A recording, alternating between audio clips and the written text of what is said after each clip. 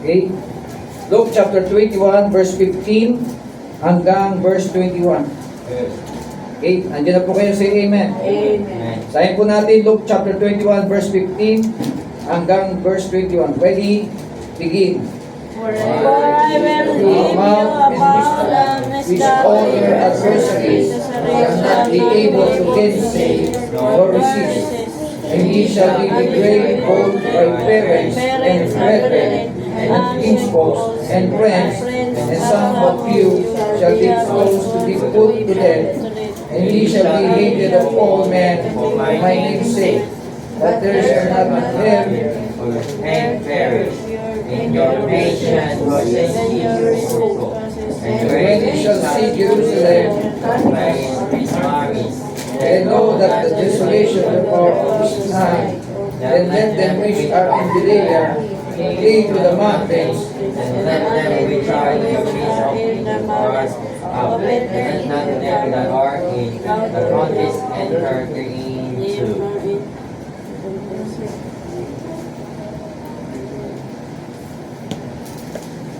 Parang hindi kong dali lang po.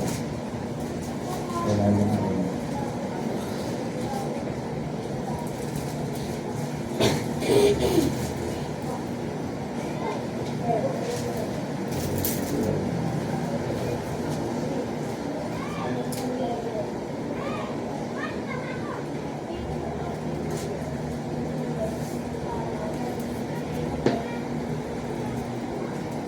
To 21. Ready, begin. And he said unto them, take heed and beware of covetousness, for a man's life consisteth not in the abundance of the things which he possesseth. And spake a parable unto them, saying, the ground of a certain rich man brought forth plentifully, and he thought within himself, saying, what shall I do? Because I have no room where to bestow my fruits. And said, this will I do. I will pull down my barns and build greater, and there will I bestow all my fruits and my goods. And I will say to my soul, soul, thou hast much goods laid up for many years. Take thine ease, eat, drink, and be merry. But God said unto him, thou fool, this night thy soul shall be required of thee. Then whose shall those things be, which thou hast provided? So is he that layeth up treasures for himself, and is not rich toward God. Tayo po ay manalangin. Panginoon na sa langit, salamat po sa aming pag-aaral sa buhay ng isang mayamang ito, na kung saan ay makikita po namin na kahit po siya mayaman, may empty sa kanyang buhay. May kulang sa kanyang buhay, Panginoon. Nandiyan po siya ay nakakain ng sagana, umiinom hanggang gusto niya, at kumakain, Panginoon, na masasarap na pagkain, Panginoon. Pero dumating yung oras ng kanyang kamatayan, na sinabi ng Panginoon, thou fool. At itong araw na ito, kukunin na ang kanyang kaluluwa. Salamat po, Panginoon, na kami po ay mga simple mga Kristiyano, Panginoon. At alam po namin, Panginoon, may purpose kung bakit kami naging simple mga Kristiyano, Panginoon. Pag hindi kami masilaw sa lapi. Salamat po, Panginoon. Tulungan niyo po kami dahil ang money is the root of all evil, Panginoon. Salamat po, Panginoon, na kami po ay maging kontento sa aming buhay Kristiyano, Panginoon. Pinupuri ka namin, pinasasalamatan sa dakilang pangalan ni Jesus. Amen. Take your seat, mga kapatid. Magandang ating pag-aaralan, the 7 greatest mistakes of the rich man's life. Huh? The 7 greatest mistakes of the rich man's life. Meron pong 7 mga bagay na nagpagkakamali ng mayamang ito. Itong rich man na to na namatay, nakaipon siya ng maraming pera, ng kanyang kabuhayan, nakapundar siya sa kanyang buhay, Pero, sabi po diyan, may kulang sa kanya. No? Sabi niya, take thine ease, eat, drink, and be merry. Pero nang kinatagalan, sinabi ng Panginoon, but God said unto him, thou fool. No? Thou fool, this night thy soul shall be required of thee. So, the 7 greatest mistake of the rich man's life, ang ating pag-aaral. Ano ba yung 7 mistake na pagkakamali ng mga ibang mayayaman? Hindi naman natin nilalahat, no? Ng ibang mayayaman, mostly sa mga mayayaman, meron silang mistake sa kanilang buhay. Number 1, dito natin mapapansin na sila po ay fool. No? Mangmang pagdating po sa kanilang kayamanan, sa kanilang pag-aari, sa kanilang mga tinatangkilik. So thank God, no? Ginawa tayong aware ng Panginoon na hindi tayo maging kontento tayo. Ginawa tayong maging kontento ng Panginoon sa ating buhay Kristiyano, na kung saan yung kayamanan dito lang yan sa lupa. No? Pagdating sa langit, mga kapatid, yung kayamanan, hindi mo yan madadala. No? Pero salamat, doon sa langit, mas mayaman ang ating Panginoon. So, makita po natin the 7 greatest mistake of the rich man's life na pinakita po dito. No? Kaya inyong mapapansin, and said sa atin diyan, no? Take heed and beware of covetousness, for a man's life consisted not in the abundance of the things which he possessed. No? Sa mga yung abundance ng mga bagay na kanyang nakamtan. Sabi sa verse number 15. Kaya sinabi dito, merong parable na sinabi dito, and he spake a parable unto them, saying, the ground of a certain rich man brought forth plentifully. And he thought within himself, saying, what shall I do? No? Di niya alam kung ano ang kanyang gagawin. Because I have no room where to bestow my fruits. No? Paano? Saan mo ilalagay? Saan mo dadalhin yung mga fruits na ito? No? Paglalagyan. Ganun din sa mayaman, mga kapatid. Pag mayaman ka na. No? Saan mo kaya ilalagay ito? Kung mayaman sa itong bangko mo, itong pera mo sa bangko, dadalhin mo ba sa bangko? Minsan natatakot yung mga mayayaman sa bangko eh. Baka tinatawag na rob banking. No? Manakawan yung bangko kung kanilang dideposituan at matatangay yung kanyang salapi. Kaya yung iba, di na rin nagbabangko. No? Bolt. Yung tinatawag, bolt. No? Dinalagay sa bolt nila na malaki, doon nila nilalagay yung kanilang mga kayamanan. Kasi pag naiwang bukas. Yung nga lang, pagka mayroon nakaalam ng number, delikado rin. So, kailangan siya lang nakakalam. At saka yung asawa niya. O yung pinagkakatiwalaan niya. So, ganun po yung mga kapatid, no? So, sabi dito, what shall I do? Because I have no room where to bestow my fruits. So, itong mayaman na to, nakita po natin, ganun po ang kanya nga pong buhay. And said, this will I do. I will pull down my barns and build greater, and there will I bestow all my fruits and my goods. No? And I will say to my soul, soul, thou hast much goods laid up for many years. Take ease, eat, drink, and be merry. No? Sa habang panahon ng kanyang nga pong pagninegosyo, pagtatrabaho, nakaipon siya. No? Para sa mahabang panahon, magiging ano na lang siya, eat, drink, and be merry. Be merry na lang ang gagawin niya. No? Kumain, minom, at magsaya. Itong mayaman na ito. So makikita natin, pero may kulang sa kanyang buhay. The 7 greatest mistake na makikita po natin sa buhay ng mayamang ito ay nandito sa point number 1. Sa Psalms 53 verse 1, ano sabi po dito? Unang-una, na makikita natin sa buhay ng isang mayaman, wala siyang Diyos. No? Isang mistake po na makikita natin. Point number 1, number one na kulang sa buhay ng isang mayaman ay walang Diyos. Sabi dito sa Psalms 53, basahin po natin sa Psalm. Marami po sa mga mayayaman sa ngayon, mga kapatid, marami silang pera, marami silang ari-arian, marami silang mga bahay, mga jewelries, meron silang mga mamahaling sasakyan, name it, pero wala silang Panginoon.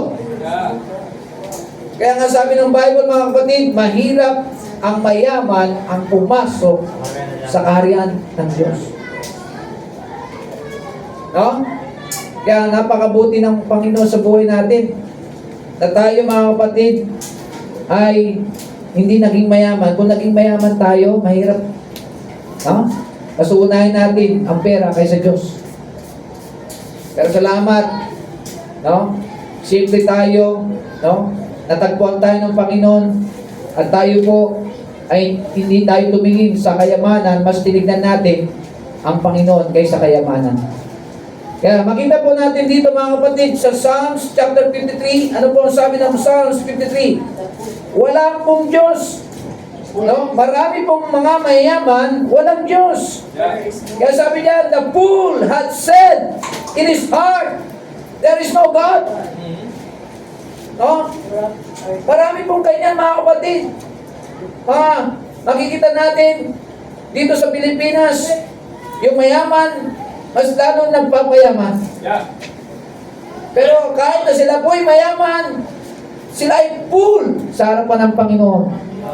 Mangmang sila sa harapan ng Diyos sapagkat wala silang Diyos sa kanilang buhay. Mapalad tayo kaysa kanila.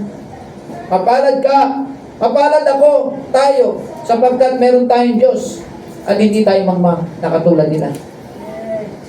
Yun ang pinasasalamatan ko sa Panginoon. Nang ako'y nakakilala sa Panginoon, nagkaroon ng tinatawag na pinapaalalanan tayo na maging kontento sa ating buhay Kristiyano.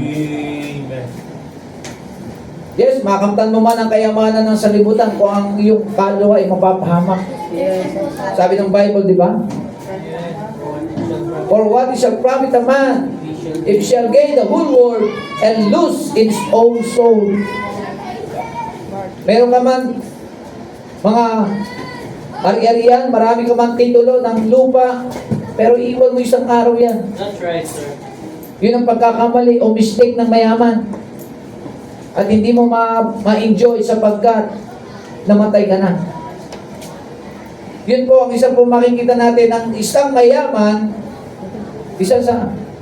ilan sa mga mayayaman sa mundong ito ay walang Diyos. No? The greatest mistake sa kanilang buhay ay wala silang Diyos. Ang Diyos nila ay pera. Ang Diyos nila ay trabaho. Ang Diyos nila ay negosyo. Ang Diyos nila, yung kanilang dignidad, yung kanilang posisyon, yung kanilang utak, yung kanilang yung kanilang power, authority nila. Karangyaan nila. No? Pero nang namatay sila, kaya sinabi dito sa Luke chapter 12, mapapansin nyo, sabi ng Panginoon, thou fool, this night thy soul. No? Ay kukunin na sa kanya. Ibig sabihin, siya ay mamamatay. O wala na siya sa mundong ito. Nakakalungkot. No? Meron pong ganyan mga nangyayari. Di ba? Meron pong rulers. Ano po yung nangyari nung sabi ng rulers, sabi doon, sama ko sa iyo, Panginoon. Kung saan ka mapupunta, ay sumama ko. Pero nasabi ng Panginoon sa kanya, bigay mo muna ang iyong ari-arian bago ka sumama sa akin. Ano nangyari? Dahil alam ng Panginoon, yung rulers na yon ay mayaman. Ano nangyari? Sumama ba siya? Hindi. Bakit? Ayaw niyang ibigay yung kayamanan niya sa mga mahihirap na tao. Dahil ang Diyos niya ay yung pera. Pero kung siya ay kontento na, ibinigay yung katulad ni Zacchaeus, mas inuna niya ang Panginoon. Amen. Tingnan niyo po si Zacchaeus. Mayaman si Zacchaeus eh. Right. Yung pinag-aralan natin, no? Ni Brother Wilson, yung tinich niya, Mayaman siya. 4 times nga niya binabalik ang pera sa tao eh. No? Sapagkat nakaipon na siya ng kayamanan. Mayaman na siya, kilala nga siya ng mga tao eh. No? Pero nakita niyo po, nagkaroon ng changes ang buhay niya. Dahil ayaw niya na doon siya nakatuon sa kayamanan. Maganda yung kanyang hangarin na mas nakatuon siya sa Panginoon. Kaya naging focus niya ang Panginoon nung siya po ay little stature, umakyat pa siya para makita niya si Yesu Cristo. At doon nagkaroon ng changes ang kanyang buhay. Hindi sa pera, kundi sa Panginoon. Kaya meron siyang Diyos, si Zacchaeus. So hindi natin nilalahat. Maraming mga mayayaman ay walang Diyos. Pero salamat tayo mga kapatid. No? Meron man tayong nararanasan na hindi maganda sa buhay dito sa mundo, pero may Diyos tayo kahit na hindi tayo mayaman. Kahit hindi ikaw mayaman, may Diyos ka naman. Mas mayaman ka naman pagdating sa langit. Mas mayaman tayo pagdating sa langit. No? Kaya makita niyo po, sinabi diyan, thou fool. No? At sinabi dito sa verse number 1 ng Psalms 53, no? There is no, the fool had said in his heart, there is no God. There is no God! Yun yung isang mistake po ng isang mayaman. There is no God. No? Tingnan niyo po, yung mga mayayaman, pag nagbibigay, madalas, sa offering, tira-tira lang ang binibigay ng mayaman. Nangyari po yan. At yung isa, na hindi mayaman, yung babae, binigay yung lahat ng meron siya para sa Panginoon. Sino mas tama ang puso? Yung nagbigay, nakokonti, pero binigay niya para sa Panginoon. Pero yung binigay ng mayayaman, ano binigay? Yung tira-tira na lang para sa Panginoon. Yun po ang nangyayari mga kapatid. No? Huwag po tayong kagaya ng ibang mayayaman. Mas priority nila ang pera kaysa Diyos. Kaya napapahamak po sila. Kaya sabi niya, there is no, thou fool. No? This night, your soul going to your soul. No? Kukunin yung reward of thee. Ang iyong kaluluwa ay kukunin na sa iyo. Ibig sabihin, mamamatay ka na. Sa araw na ito. Kapag namatay ka, sayang yung mga naipundar mo. No? Marami pong mayayaman. Ay nakita nga ako sa isang Facebook na yung mayaman, marami siyang, may sakit siya, mayaman siya, pero palagi nakahiga lang siya. Sayang yung kayamanan niya. Hindi niya na-enjoy. Kasi wala pa siyang Panginoon. No? There is no God.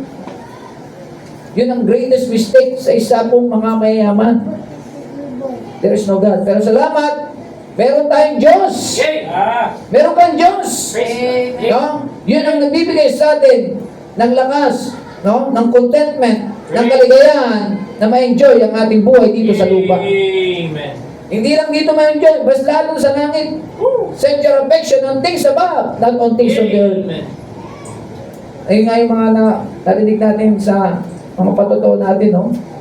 Nagmahalan, nagtaasan ng mga bilihin, nagmahalan ang mga pamasahe, no? Mga kinakain. Nandiyan po, ang sahod hindi tumataas, pero alam niyo po, ang Panginoon, binibigyan tayo ng kasiyahan, kagalakan pa rin na kahit na tayo po ay hindi mayaman. No? Contentment, kakontentuhan, nandiyan po. No? Yung pag-ingat, yung protection, nandiyan din po. So, yung guidance ng Panginoon, nandiyan din po. Yung kalusugan binibigay ng Panginoon, binibigay ng Panginoon. Yung contentment, kahit na target lang yung pagkain mo. Ang target. Huwag ka ng, ito lang, oh. Tapos isaw-saw mo lang doon. Sa asin. At kakain ka na ng kanin. Okay na. O kaya yung toyo.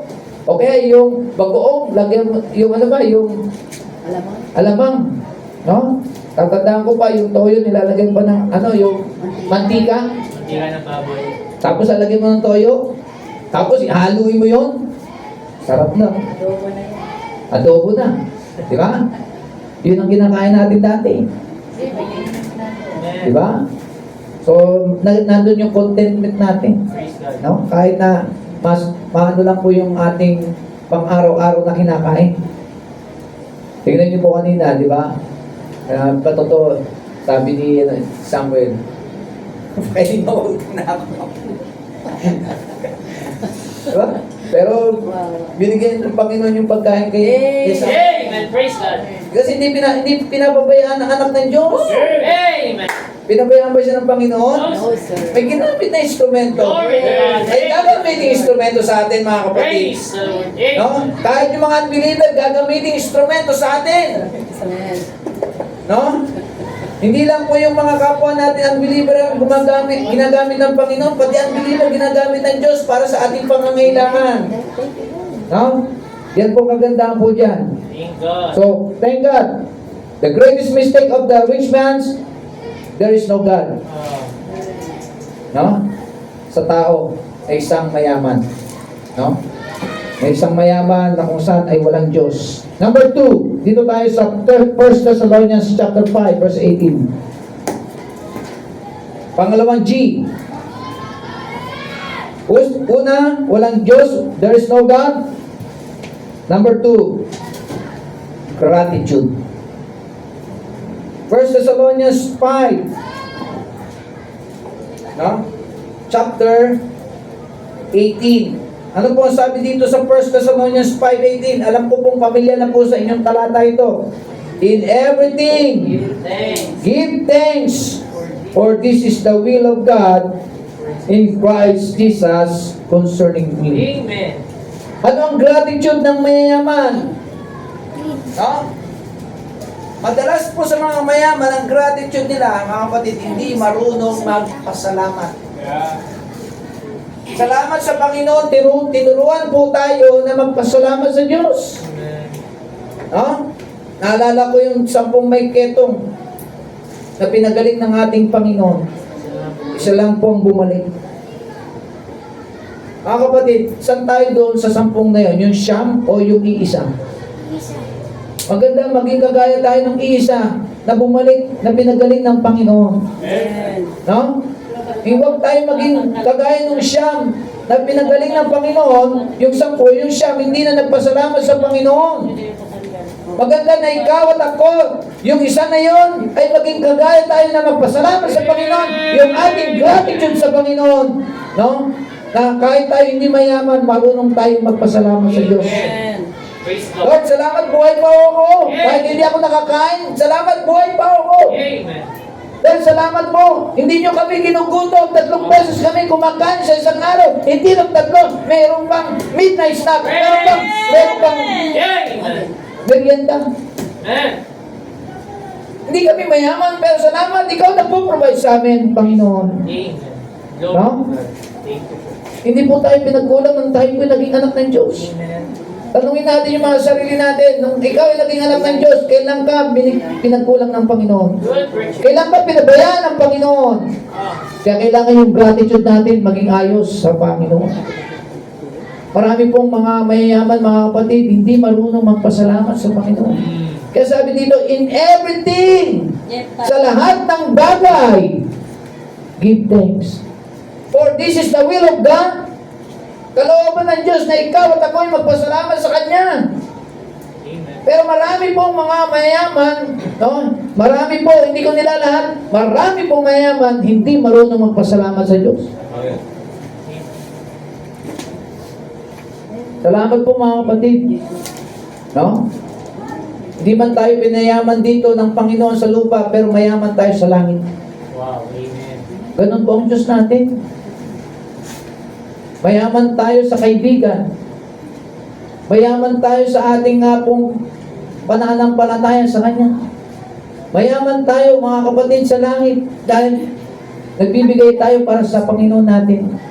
Mayaman tayo mga kapatid pagdating sa pag-ugali ng maayos, yung gratitude natin. No? Siya sa atin, suriin natin ang ating pag-ugali. Ano ba yung meron tayo? Pero may mga tayo, mga kapatid, may mga oras sa isang Kristiyano, yung gratitude hindi rin maayos. No? Tinulungan ka na ng Diyos, Biniles ka na ng Panginoon, pero hindi ka pa rin nagbabago sa buhay mo. Maraming Kristiyano hindi pa rin nagbabago. Nilip up ka na ng Panginoon, hindi ka man lang magpasalamat sa Panginoon sa pamagitan ng pagiging faithful mo sa Panginoon. No? Inayos na ang buhay mo ng Panginoon, pero hindi ka pa rin marunong magpasalamat sa Diyos. Nakakalungkot po sa mga ibang Kristiyano. Matapos tayong binago ng Panginoon, hindi tayo natutong magpasalamat. Alam niyo po yung pagpapasalamat, hindi lamang po yung pagsalita. Naku niyo po, Amen. yung pagpapasalamat, hindi lamang yun sa sinabi mo, Panginoon, salamat po. Ang pagpapasalamat, nandun yung manifestation na ikaw ay faithful sa Panginoon. Amen. Praise. Pinapakita mo yung katapatan mo sa Kanya. Glory. Pinapakita mo yung iyong ginagawa. Aksyon, hindi lamang po sa salita. Right. No? Hindi lamang tayo nagsalita, thank you Lord.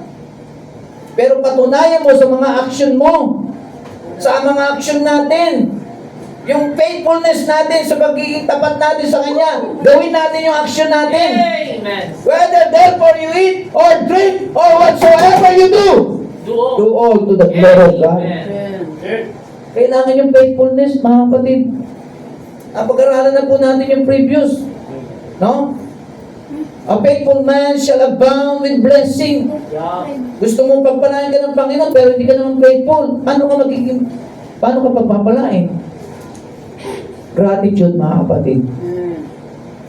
Sa pagbibigay nga lang natin, mga kapatid, pinapakita niya yung gratitude natin sa Panginoon. Nagpasalamat ka ba nang binigyan ka ng sahod ng Panginoon? Nagpasalamat tayo nang binigyan tayo ng allowance ng ating mga magulang? Nagpasalamat ba tayo sa Panginoon nung ikaw at ako nagkasakit pero meron sa iyo nagbigay ng tulong? Salamat ba tayo?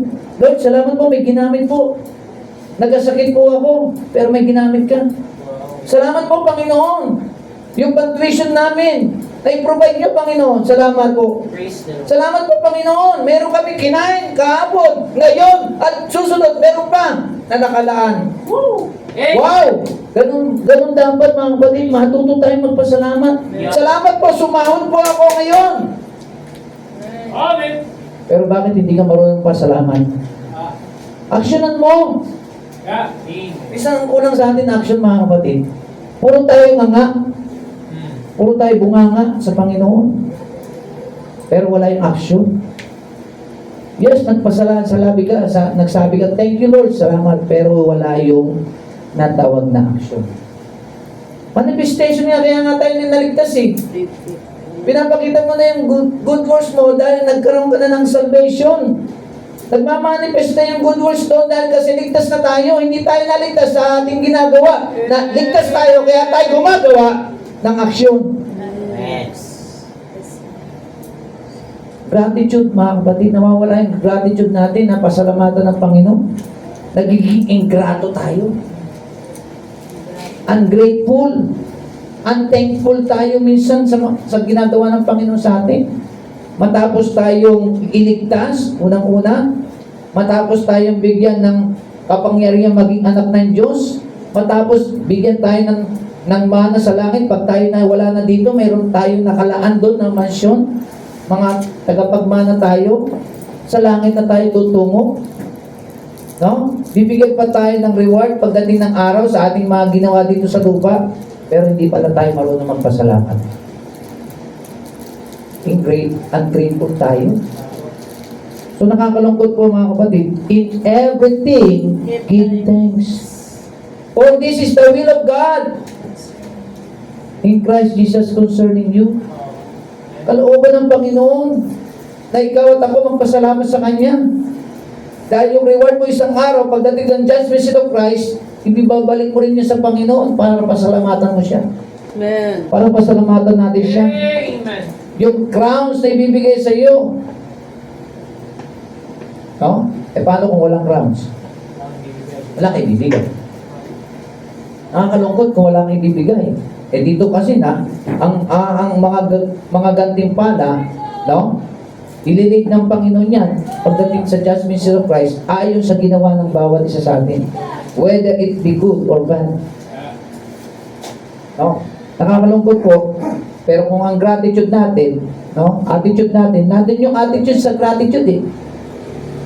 Ay wala, ano ibibigay mo sa Panginoon?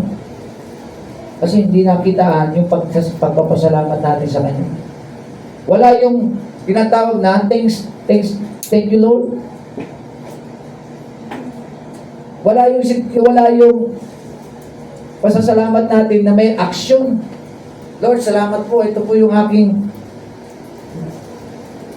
pagbalik na ibinigay mo sa akin, Panginoon. Yung buhay na ibinigay mo sa akin, ibabalik ko rin sa iyo. Amen? Binigyan ka ng panibagong buhay. Binigyan ka ng panibagong lakas. Ibalik ko rin sa Panginoon. No? Ibalik natin muli sa Panginoon. Kaso yung binigay sa atin ng lakas, kanino natin ibinibigay? Ha? Good. Kay boyfriend mo? Kay girlfriend mo? Kay husband mo? Kay wife mo? Binibigay natin minsan sa mga bagay na kung saan ang priority, ang dapat, ay bigyan natin sa Panginoon. Amen. Kaya pagdating ng service, pagod ka na. Kasi binigay mo na kay sister, kay brother. Pagod na eh. Pati mo na ibinigay. Amen. Binigay mo ba sa Diyos? Yung gratitude natin, mga kapatid. Amen. Huwag po natin hayaan yung gratitude natin. Nandun yung attitude natin. Yup. Napagod tayo, binigay natin kay sister, kay brother, sa isang tao, pagdating sa Diyos, di na natin maibigay yung 100%. Tira-tira na lang ibinibigay natin sa Panginoon. No? Nandun yung unthankful natin, ungrateful natin. Tapos mag-i-expect ka na i-bless ka ng Panginoon. Huwag ka mag-expect. Huwag tayo mag-expect kasi nagkukulang tayo sa Kanya. No? Nagkukulang tayo sa Panginoon eh. Tapos mag-i-expect ka sa Panginoon. No? Huwag po natin ayahan mawala yung pagpapasalamat natin Amen. na merong action. Merong pag-kilos. No? For this is the will of God concerning you. Yan ang sabi ng Bible. Kalooban ng Diyos yan. Dahil sa iyo yan. No? Para sa iyo. Amen. Huwag po natin gawin na tira-tira lang ang Panginoon pagdating sa mga bagay na meron tayong may mga binigay sa atin ng Panginoon. Huwag natin tira-tira lang ang Panginoon. Amen. E pagdating ng church, pagod ka, nandito ka ngayon. Nandito tayo. Nawala na yung ibang porsyento na dapat para sa Panginoon natin ibibigay. No? So number 1, isa sa mga greatest mistake ng isang mayaman, number 1, wala siyang Diyos. Number 2, wala yung gratitude niya. Wala po siyang pasasalamat. No? Number 2, Luke chapter 6 verse 30. Number 3, Luke chapter 6 verse 38.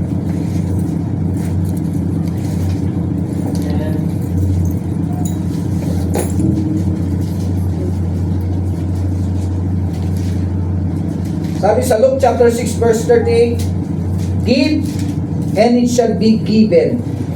Tingnan niyo po, magbigay at ikay bibigyan. Unto you, good measure, pressed down and shaken together, and running over, shall men give into your bosom. For with the same measure that ye meet withal, it shall be measured to you again. Kung anong measure, yung measure, yung sukat na ibinigay mo sa Panginoon, doon ka rin isusukatin ng Panginoon. Amen. Nagbigay ka ng ganito na sukat para sa Panginoon, ganito rin ang ibibigay ng Panginoon sa iyo. No? Para sa ganito yan sa pagbibigay ng ating tithes and offering, mga kapatid, sinusukat tayo ng Panginoon.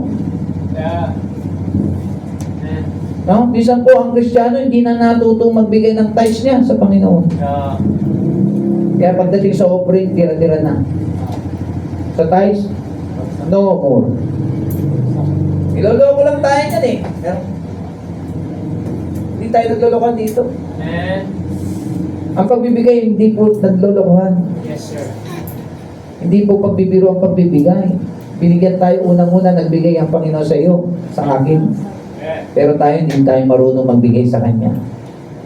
Kailan ka huli nagbigay sa Panginoon? Good. Kapatid, no? Ang madalas sa mayayaman, hindi marunong magbigay sa Diyos.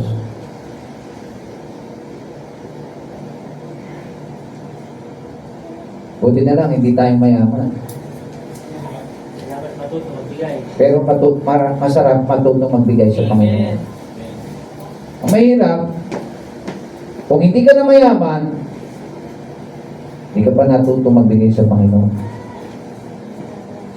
Salamat. Ang mahirap po, hindi mayaman ang tawag, mayabang. No? Hindi ka na nga nagbigay sa Panginoon, hindi ka nga mayaman, pero mayabang ka naman. No? Mahirap pagdating sa pagbibigay. No? Alam niyo po ba, pagbibigay ay chinecheck yan sa puso ng tao. Amen. Yung trust pagsunod. Amen. It is not head trouble.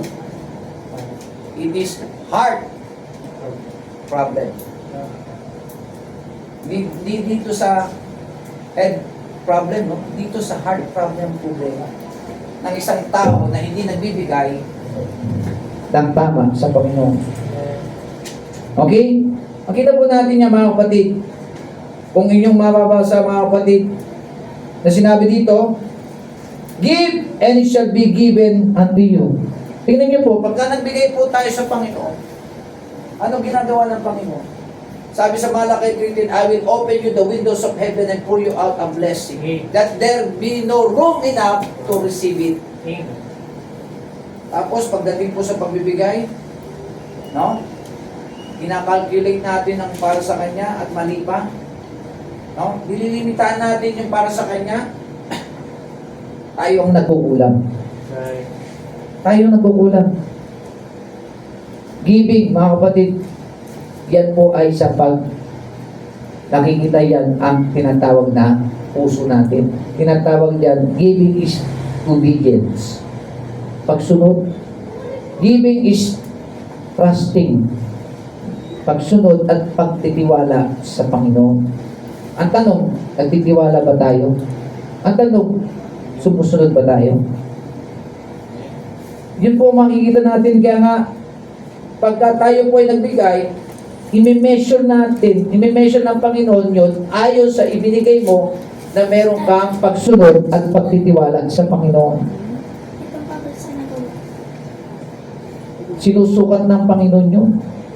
Yung sinukat mo, doon ka rin susukatin. Yung binigay natin sa Panginoon, doon din tayo susukatin ng Panginoon. Kaya wag po natin hayaan mga kapatid. Kaya sabi ng Bible, prove me now. Patunayan mo sa akin ngayon. Prove me now. Prove me now. No? Subukan mo ako. Amen. Sabi ng Panginoon, subukan natin siya. Ang tanong, nasubukan mo na ba ang Panginoon? Marami sa atin dito, nasubukan na ang Panginoon. O paano subok na ang Panginoon na nag-improve napatunayan na natin na subok na ang Panginoon sa atin. Pag tayo nagbibigay, ang Panginoon, no, sinusupply niya ang pangailangan natin. Subok na ang Panginoon. For how many years na tayong Kristiyano? For how many years ka ng Kristiyano, subok mo na ang Panginoon. Pag nagbigay ka, ang Panginoon, hindi nagkukulang. No? Hindi nagkukulang ang Panginoon. Kailanman, hindi nagkulang siya sa atin. Dahil subok na siya. Ayon sa kanyang sinabi, sabi niya, no? Press down and shaking together and running over. No? Kita niyo po, so sobra-sobra pa ang binibigay ng Panginoon. Running over, press down, shaking together and running over. No? So masagana po ang binibigay ng Panginoon. Hindi siya nagkukulang. Kailan ba nagkulang ba ang Panginoon? Nag-supply sa atin? Hindi. Amen. Kung mula na ng Kristiyano ka at nagbigay ka ng totoo at tapat sa Panginoon, hindi ka pinakulang ng Panginoon. Nagkukulang lang ang Panginoon, no, tayo, hindi ang Panginoon, nagkukulang lang tayo sapagkat yung ibinibigay natin, kulang. Tira-tira. No? Kaya nakakalungkot po sa ibang mga Kristiyano nagsasalita, ay, no? Nagpapaniwala ka dyan sa tithes and offering. Yung mga ganun nagsalita, no? Yung mga ganun salita, hindi mature yun. Hindi nalago. Hindi naniniwala sa pagbibigay. No? Nakakalungkot po yung ganun. No? Kaya pagka yun, mayroong ano yan dito sa puso, pag nagbigay, imbis na tight.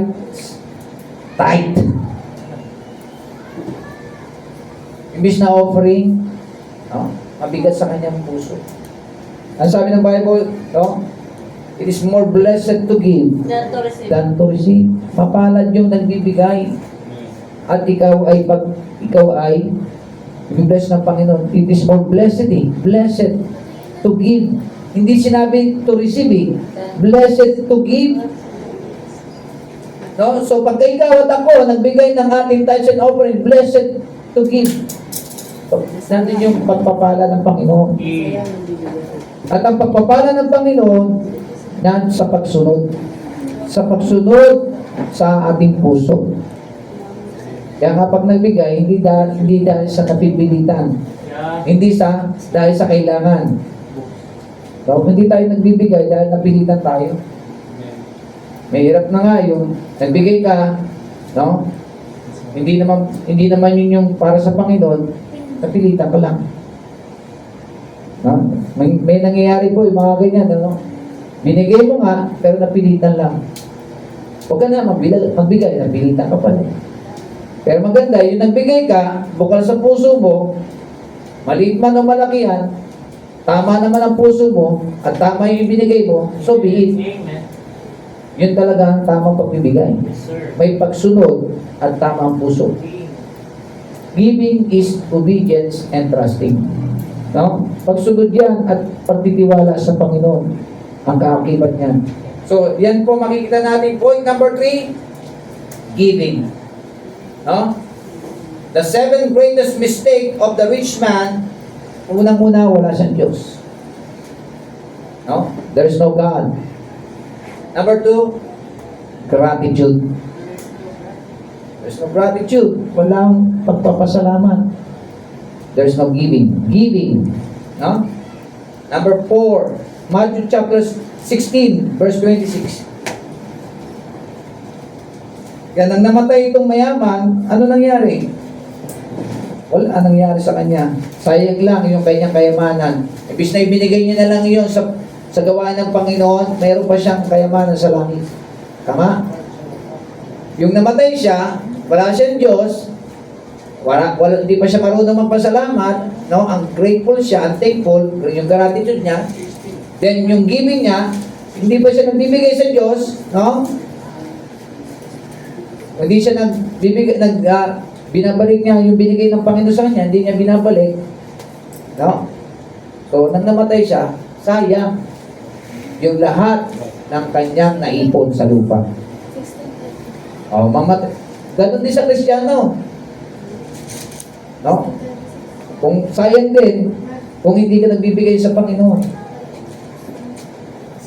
Yung naipuntan mo dito, imbis na ibinigay mo sa Panginoon, nag-aano ka pa sa langit. Nag-iipon ka pa sa langit. No? Ng kayamanan. Kaysa dito ka nag-iipon ng kayamanan sa lupa, mag-ipon ka na lang ng kayamanan sa langit. Doon hindi inuuod, hindi kinakalawang, no? At hindi ninanakaw. Dito ninanakaw. Doon ka mag-ipon. Doon tayo mag-ipon. Amen? So, point number 4, dito tayo sa Matthew 16:26. Ano sabi ng Matthew 16:26?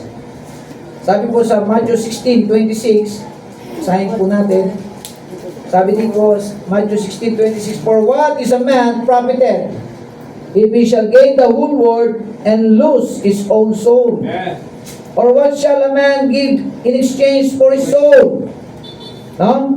Makamtan nga ng isang tao ang kayamanan ng sanlibutan kung ang kanyang kaluluwa ay mapapahamak. Ano nga naman pakinabang? Yeah. No? Sabi diyan, di ba? Sabi diyan sa verse number 26, or what shall a man give in exchange for his soul? Ano yung may papalit mo? Nakapalit sa iyong kaluluwa. Hindi mo yung maipapalit ng ang pera sa kaluluwa mo kapag ikay namatay. Pagka ikaw ay mamamatay mamaya, mayaman ka man dito, hindi mo pwedeng ipalit yung kayamanan. Hindi mo pwedeng ipalit yung sasakyan mong napaka mahal. Tinatawag na Jaguar, no? Yung mga Mercedes-Benz, no? Ferrari. Ah. Hindi mo yan may papalit sa kaluluwa mo pag namatay ka. Rolls Royce. O kung meron kang mansion dito, Eh, iwan mo rin yan. iiwan mo yung mansion na yan. Tama po. O yung magandang sister and brother mo, iiwan mo yan. Now. Pag namatay ka. Yeah. Kahit Kristiyano, pag namatay, Kita na sa langit. sa langit na lang magkita. Mapalit na lang kayo. No? Wala nang boyfriend, girlfriend sa langit. Dito lang yan. Amen. Mamamatay tayo. No? Mas maganda na, nag-iipon ka na sa langit. Yup. Nag-iipon na tayo. Yes, sir. So, yun ang pinakamaganda mga kapatid. Yung gain. Pag sinabing gain, yung kasaganahan, pakinabang, yung mapapakinabangan. Or what shall profit a man if he shall gain the whole world and lose his own soul? No? Yung mapapakinabangan dapat. No? So, hindi niya napakinabangan yung mga bagay na namatay po yung mayaman. Nag-ipon siya sa mahabang panahon, pero nang sinabi ng Panginoon, this night, your soul shall be required of thee. Amen. O, hindi niya na-enjoy yung kanyang kayamanan. Right. Pero salamat, tayo tinuruan ng Panginoon. No? Maging kontento sa buhay. Amen. No? Magkaroon tayo ng contentment. Sabi sa Hebrews chapter 13. Busan ko natin, Hebrews chapter 13. Verse number 5. Ano po sabi ng Hebrews chapter 13 verse 5? No? Sabi po natin sa verse number 5, sabi diyan, let your conversation be without covetousness. Take note. And be content with such things as ye have. Amen. No? Be content Ah. with such things as ye have. Kung ano man meron tayo, mga kapatid, makontento tayo. Ang mahirap kasi, minsan, kung hindi naman natin kaya, mga kapatid, kung ano lang yung binigay sa atin ng Panginoon, doon tayo makontento. Amen. Kung hindi pa panahon, may tamang panahon. Amen. Kung hindi pa panahon ngayon, may tamang panahon pa. No? Kailangan po natin makontento. Kaya sinabi diyan sa verse na yan, be content. Tayo, tinuturuan ng salita ng Diyos na maging kontento tayo sa lahat ng bagay, with such things as ye have, sa mga bagay na meron tayo. No? Kung ito lang yung budget na ibinigay sa atin ng Panginoon, dito lang tayo makontento. Hanggang dito tayo sa budget na ito na binigay ng Panginoon. Ah. No? Kasi minsan, may mga tao, no? Bakit ipapangutang para doon sa isang bagay sa okasyon. Kailangan hindi tayo maging gano'n. Maging kontento tayo kasi tayo din mga apekto kung tayo po ay hindi kontento. No? Darating ang araw naman na darating na ma-enjoy mo naman yun eh. Takes time. No? Mayroong tamang panahon na ibibigay sa atin ng Panginoon na ma-enjoy natin yung mga bagay na hindi pa natin na-enjoy. O hindi man dito, sa langit na. Kailangan po natin maging kontento. Sabi pa sa Philippians chapter 4 verse 11. Ano sabi ng Philippians 4:11?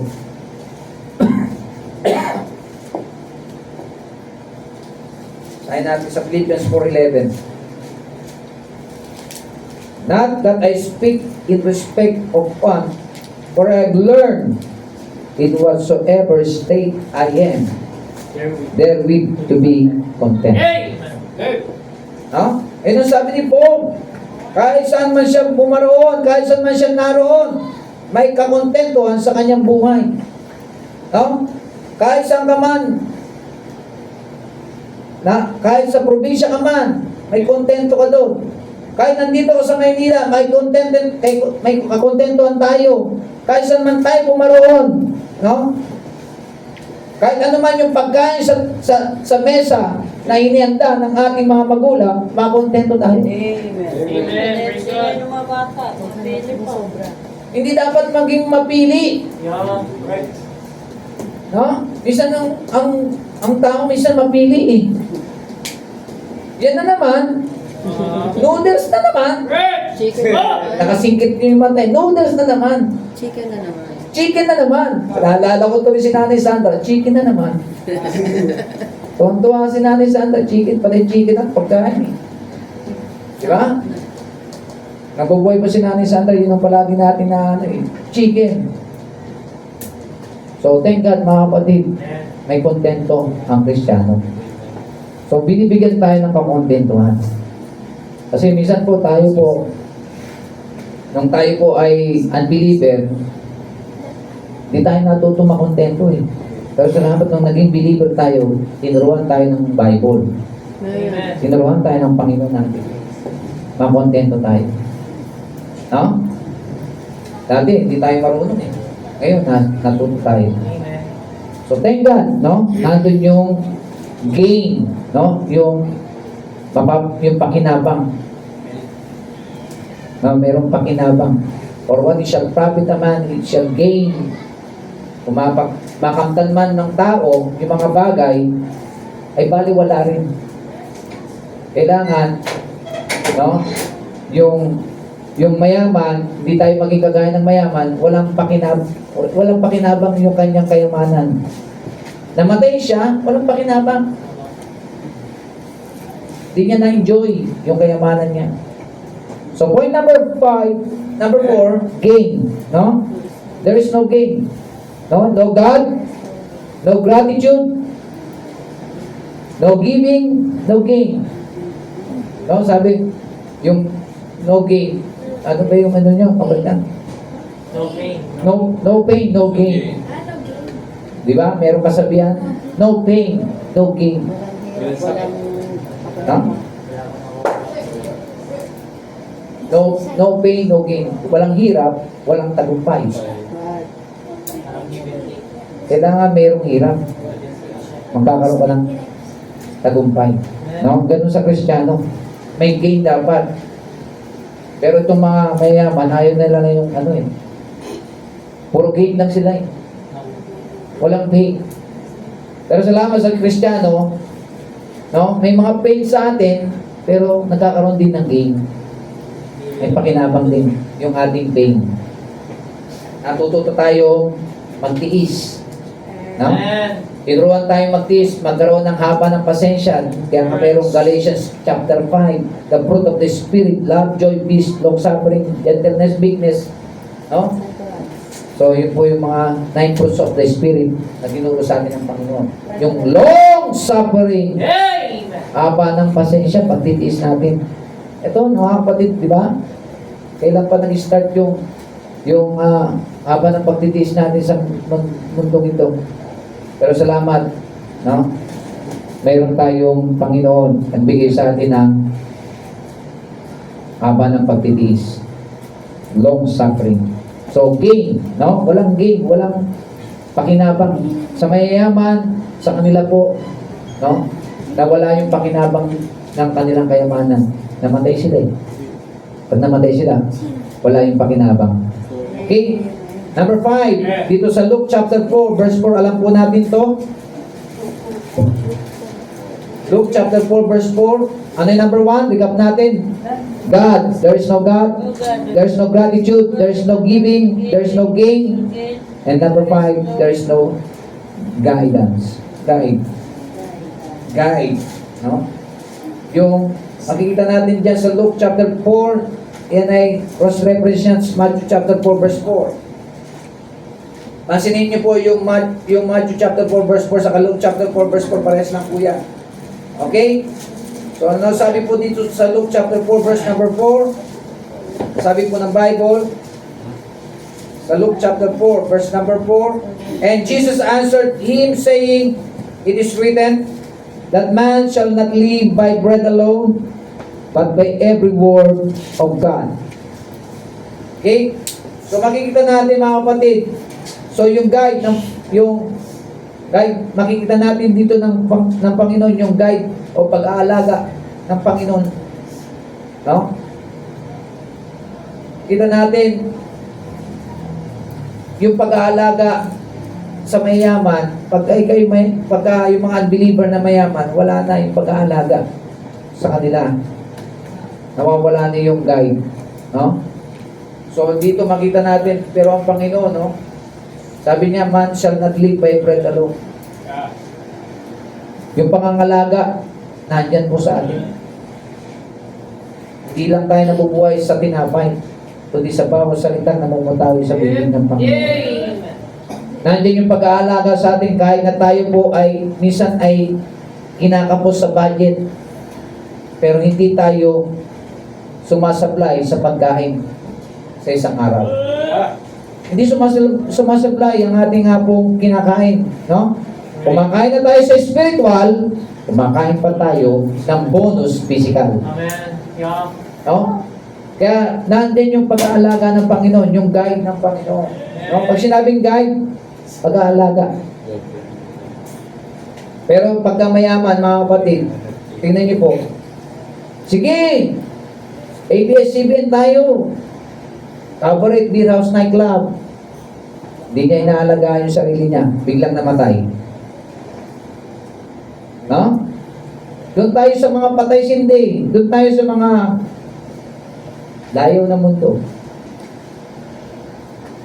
Sabi ng Bible, love not the world, neither the things that are in the world.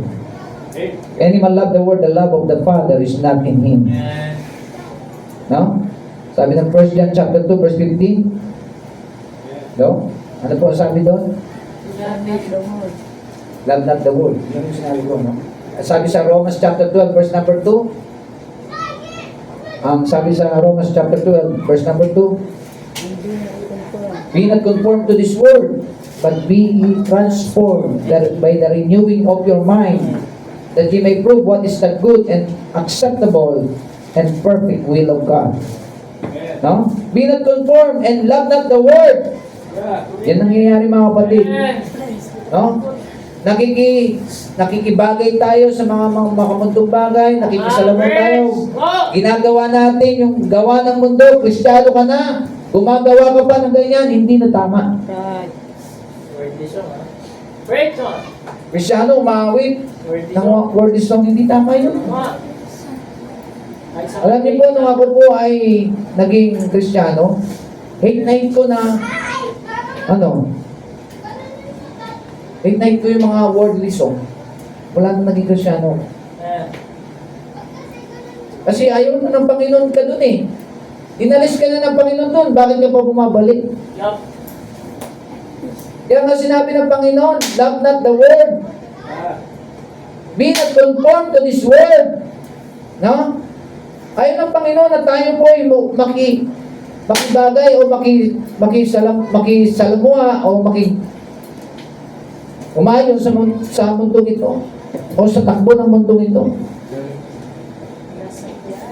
Lust of the eyes, pride of life, no? Lust of the flesh, lust of the eyes, and pride of life. Yan ang ayaw ng Panginoon. Yeah. No? Kristiyano na tayo, minsan nandiyan pa yung lust of the eyes, lust of the flesh, at pride of life, kayabangan. No? Minsan po sa Kristiyano, mayroon pong kayabangan ng Kristiyano. Right. Minsan maano pa natin naiintindihan pa natin ang unbeliever kasi talagang unbeliever sila, may kayabangan eh. Pero ang Kristiyano, hindi natin maintindihan bakit may kayabangan pa. Dapat talaga mawala na yun sa Kristiyano, kayabangan. No? Kaya nangyayari po mga kapatid, ganyan po nangyayari sa trend sa buhay ng Kristyano. Nawawala na po yung dating, yung talagang Christianology na tinatawag, Christian duties. No? Nawawala na yung Christianology o Christian duties ng tao. Mas marami pa siyang oras sa love of the world sa mundong ito. No? Yung pakikipagpamatok sa mga unbeliever, no, sa takbo ng mundong ito. Okay? So, yan po ang panglima, guide, pag-aalaga, no, ng Panginoon sa atin. Yung guidance. Okay? Dito tayo sa Psalms 119 verse 36 sa pang-anim at Proverbs 28 verse 16. Pang-anim na G, goodwill. Pang-anim na G, goodwill. So number 1, God. There is no The 7th greatest mistake of the rich man, wala siyang Diyos.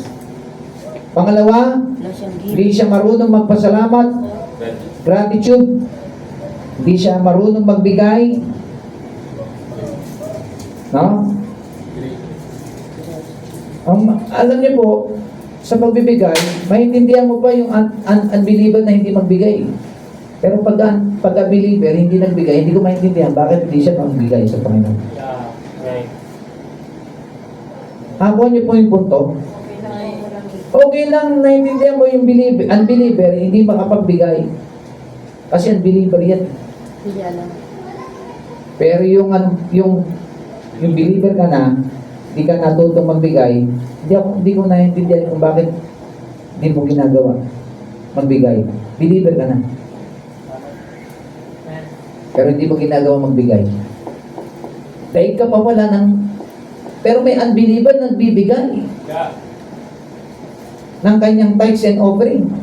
Ng tithes niya. Tingnan niyo po. Diba? Ito sa publicans, sa Luke chapter 18. Yeah. Yung para sa iyo, I give my tithes. Nagbigay siya ng tithes, ha? Unbeliever siya.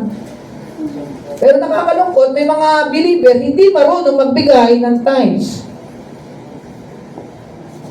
Yun ang kinalulungkotan natin, mga kapatid. No? Biblical ang tithes, mga kapatid. Kung mo sasabihin na, ay, hindi naman totoo yan. No? Yan ay laro-laro lang. No?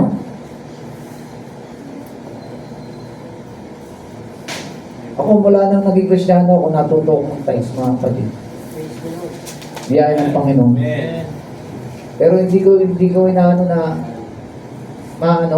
yung tinatawag na yung Christian, yung unbeliever ka, tapos daig mo pa yung Kristiyano ka, daig ka pa ng unbeliever. Na yung unbeliever nagbibigay ng tithes, ikaw hindi.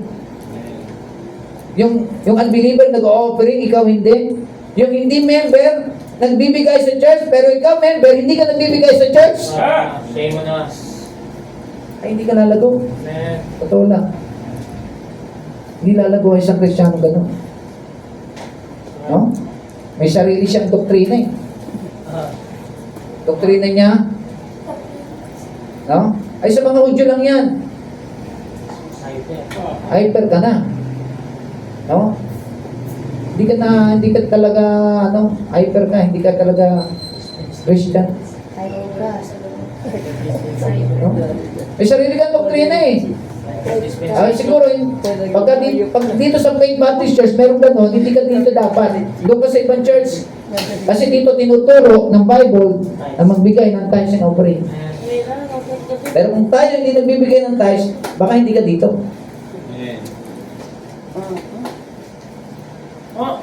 Kapatid, ganun po yun.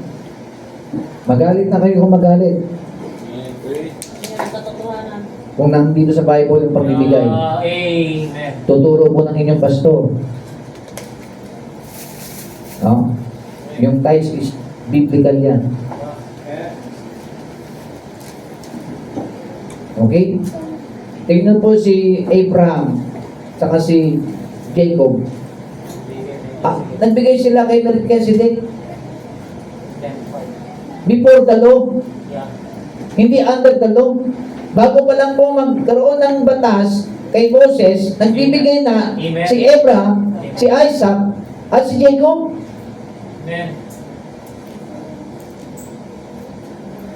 Kay Melchizedek, alam niyo po sino si Melchizedek? Is a type of Christ. Oh, bakit sila nagbigay? Kasi may tama ang puso nila. May pagsunod, may pagtitiwala. Pero minsan ang Kristiyano, walang pagsunod, walang pagtitiwala. Hindi tama puso. No? Kayo na lang, magbigay. Kaya hindi lumalago eh. Yeah. Hindi lalago ang Kristiyano, mga kapatid. No? Hindi natin tinuturo dito yung tinatawag na, tinuturo ng ibang church na magbigay ka ng magbigay at prosperity gospel. Hindi po yun ang intention natin. Yeah, tama po. Ang pagbibigay, nandiyan po ang pagsunod. Tama ang puso. Involve ang pagtitiwala sa Panginoon. Involve ang tama ang puso sa pagbibigay. No? Yan po mga kapatid. Heart, no? There is heart trouble minsan po sa pagbibigay ng mga Kristiyano. Hindi dito sa head trouble. Heart trouble. Heart problem, hindi head problem. Dito po sa heart problem. Okay? Yay, guide, goodwill. So, Psalms 119. Ano po sabi ng Bible? Psalms 119, verse number 36. Ano po sabi ng Bible sa Psalms 119, verse number 36? No? Sabi ng Bible dito, incline my heart unto thy testimony. Tingnan niyo po yung puso doon sa testimony. Alam niyo po yung testimonies yan? Salita ng Panginoon. Yung puso niya nasa salita ng Panginoon. No? Tinutukoy yung testimonies dito, ang salita ng Diyos, ang Bible. No? So yung goodwill, yung will, mabuting kalooban ng Panginoon, makikita natin, nandito sa salita niya. No? Mayayaman, tingnan niyo po, puso nila, mangyayari mga kapatid, hindi sa salita ng Panginoon, ang puso nila, salita ng tao. Huwag ka maniwala, huwag ka magbigay niya sa Faith Baptist Church, niloloko lang kayo niyan. No? May mga magsasalita sa iyo na, ay, kayo na lang magbigay. Dinidiscourage mo pa yung isang kapatid mo na gusto magbigay ng tithes and offering niya? Dinidiscourage mo pa? No? Imbis na ikaw ay na-challenge doon sa gusto ng kapatid, ng isang kapatid mo na magbigay, ikaw, dinidiscourage mo pa siya. Hindi tama yun, mga kapatid. No? Na tayo po ay nakaka-open pa tayo. Dinidiscourage, nagkakaroon pa tayo ng nagiging balakid pa tayo sa paglago at pagpapala doon sa isang kapatid na nagbibigay ng tama ang puso at sumusunod sa kalooban ng Panginoon. Huwag mo kadlangan siya, huwag mo sabihin. Amen. Kung ayaw mo magbigay, ikaw huwag ka magbigay, bayaan mo yung kapatid mo sa Panginoon. Hadlangan mo bang magbigay? Amen. Nangyayari po yan sa isang church. That's right, sir. Kung ayaw mo, ikaw na lang. Huwag mo nang hikayatin yung isa. Huwag mo nang dagdagan pa ng maling doktrina yung kapatid mo sa Panginoon. Nangyayari po yan ang mga kapatid. Amen. Hindi ka lalago pagka ganun ang attitude mo sa salita ng Diyos. Sabi to, may goodwill. Yung puso niya nasa salita ng Panginoon. No? My heart, sabi niya, no? My heart. No? Nasa kanya, incline my heart unto thy testimonies. Ito po yung testimonies, yung salita niya, na yung puso niya nasa salita ng Panginoon. Yun yung goodwill ng Panginoon. Mabuting kalooban ng Diyos. Kaya nakakalungkot po pagka ganyan po isang tao. Hindi hindi magmamature. Magiging baby Christian pa rin po yan, pagka ganyan. Okay, Psalms, usapan po natin, Proverbs Proverbs. 28, verse 16. Ano po ang sabi ng Proverbs 28, verse number 16? Sabi po dito sa verse 16, the prince, Proverbs 28, verse 16. The prince that wanted understanding is also a great oppression. Take note, but he that hated covetousness shall prolong his ways. No? His days. Prolong his days. No? So, mahaba ang buhay, mga kapatid. Yung mga hated sa covetous, yung kita natin yung mga covetous, yung mga tinatawag na covetousness, yung kumukupit, nanakaw, Mag-iimbot. pag-imbot, no? Na para sa Panginoon. Nawawala na po yung goodwill. Nawawala na po yung goodwill ng isang mayaman pagka ganun. Pinag-imbutan na. Mapag-imbot na siya. Nawawala na po yung goodwill sa kanyang buhay. Kasi, ay, mayaman ako eh. Bakit ako magbibigay? Mayaman ako eh. Hindi na matututo magbigay niyan. Mayaman siya. Alam niyo kung sino pa minsan ng mayaman, siya pa yung kuripot. Pero yung mahirap, siya yung natututo, tama kasi ang puso. Praise God. Di ba? Ganun yung nangyari sa isang babae na nagbigay ng kanyang tithes and offering. Lahat ng para sa Panginoon binigay niya. Tama kasi ang puso, pero hindi siya mayaman. Widow woman. Oh, widow woman. Tingnan niyo po. Lahat ng kanyang naipon, binigay niya para sa Panginoon. Nakita ng Panginoon yun. Mayaman, tinatawag. Pero sa mga para sa iyo, sa iyo, tira-tira lang. No? Ang Panginoon, hindi po tira-tira lang. Amen. Right. Okay? Best ang binibigay dapat sa Panginoon. And the last, dito na tayo sa panghuli, godly living. Sa buhay ng mayaman na ito, wala po siyang godly living. No? Yung buhay na maka-Diyos. No? Buhay na magiging maka-Diyos. Wala po siya. Amen. Nandito po makikita natin sa 1 Timothy chapter 6, verse number 6. Ano po sabi ng 1 Timothy chapter 6, verse number 6? But godliness with contentment is great gain. No? Amen. Makikita po natin yun. Sa mga, mostly sa mga mayayaman, wala yung godly living. Ang palagi nilang godly, small na G, no? Hindi God na G, capital, ay pera. Kaya utak niya palagi doon sa pera.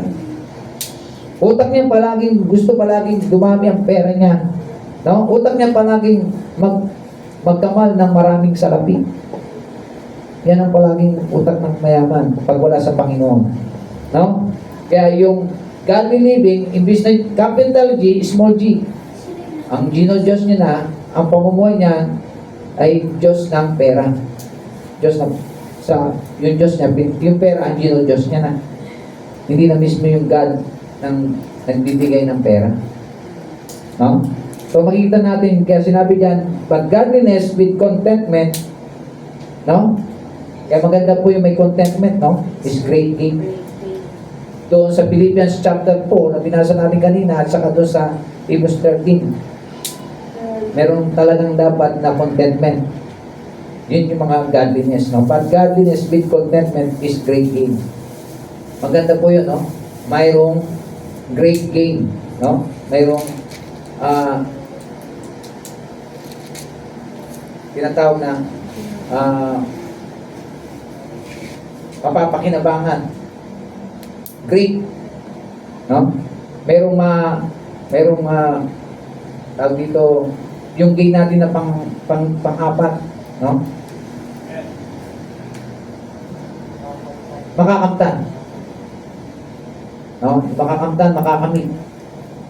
Merong merong dakilang makakamtan, merong dakilang makakamit pagka meron po tayong godliness with contentment. Okay? So, yan po. Kaya ito yung mga warning ng Covetous eh. So, pansin po natin, no? So, yan po. I-recap po natin the 7 greatest mistake of the rich man's life. Number 1, wala po siyang Diyos. There is no God. No? The fool had said in his heart that there is no God. There's Psalms 53 verse number 1. Makita natin there's no gratitude. No? Yung gratitude niya, wala po siyang pasasalamat. Ungrateful, unthankful. Then, no giving. No? There's no giving. Hindi na bibigay yan. Kung magbibigay yan, tira-tira. Yung mayaman. No? Then, yung pang-apat, gain. There's no gain, no? Yung makakamtan, no? Walang pakinabang. Yung namatay siya, wala na, hindi niya na nakamtan yung mga pera niya, kayamanan niya kasi namatay siya. Guide, o yung pag-aalaga. Ano, guidance, pag-aalaga ng Panginoon, nandyan po sa atin. Kahit na tayo po ay mahirap, simple, no? Pero hindi nagkukulang ang Panginoon. No? Pinoprovide niya spiritual food, unang-una, and physical food. No? Kaya nga sinabi, man shall not live by bread alone, but by every word that proceeded out from the mouth of God. Goodwill. So, yan po yung goodwill, yung kalooban ng Panginoon. No? Yung will na mabuti ng Diyos. Binibigay ng Panginoon sa atin. And yung godly living. No? So, thank God. At yan po ay dapat po natin tandaan. No? Hindi tayo maging kagaya nitong mayaman na ito. Amen. Na siya po ay nagsabi, eat, drink, and be merry. Pero salamat, no, hindi tayo naging kagaya niya. Sinabi ng Panginoon, thou fool, no, tonight, today, your soul is required of thee. No? Hindi niya na-enjoy yung kanyang mga naipon. No? Salamat tayo na-enjoy natin yung mga meron tayo sa ating buhay. No? So, salamat po at I hope meron tayo ng pulot na blessing po dito sa buhay po ng isang mayaman. The 7 greatest mistake of the rich man's life. So, tayo po ay dyan magtapos. Panginoon na nasa langit, salamat po na maging aware kami, may paalaala niyo po palagi sa aming buhay Kristiyano na magkaroon kami ng contentment sa aming buhay. Magkaroon po kami, Panginoon, na pakontentuhan. Hindi kami maging greedy. Hindi kami maging mayabang. Salamat po na hindi kami maging kagaya po ng mayaman na ito. Na wala siyang Diyos. Hindi siya marunong magpasalamat. Nandun din po, Panginoon, na hindi siya nagbibigay. Kung magbigay man siya, ay tira-tira lang. At ganun din po, yung gain. No? Na hindi niya napakinabangan yung lahat ng kayamanan na naipuntan niya. Dahil siya'y kinuha na sa mundong ito. At sinabi sa kanya, thou fool, thy soul is required of thee.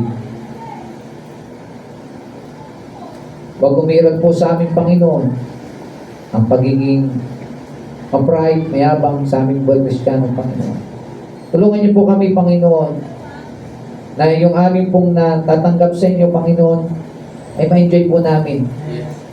Dahil ang aming buhay dito ay pansamantala lamang po. Salamat po, Panginoon, sa mga blessing, spiritual blessing, physical blessing, material blessing. Name it, Panginoon. Di po dapat kaming maging ingrato, bagkus kami po ay maging mapagpasalamat sa inyo, Panginoon. Thank you, Lord, for all the blessing that you have given to us. Salamat po, Panginoon, sa mensahe na aming napakinggan.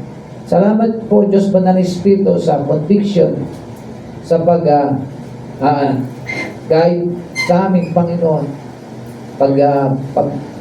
sa mga natutunan po namin, Panginoon, sa inyong mga salita na buhay at nagbibigay sa amin, Panginoon, ng encouragement, spiritual encouragement upang magpatuloy sa aming buhay Kristiyano dito sa mundong ito. Dapat po namin, Panginoon, ang lahat ng ito na may apply po namin sa aming buhay Kristiyano na namin natutunan sa tanging pangalan ni Jesus. Amen and amen. Amen.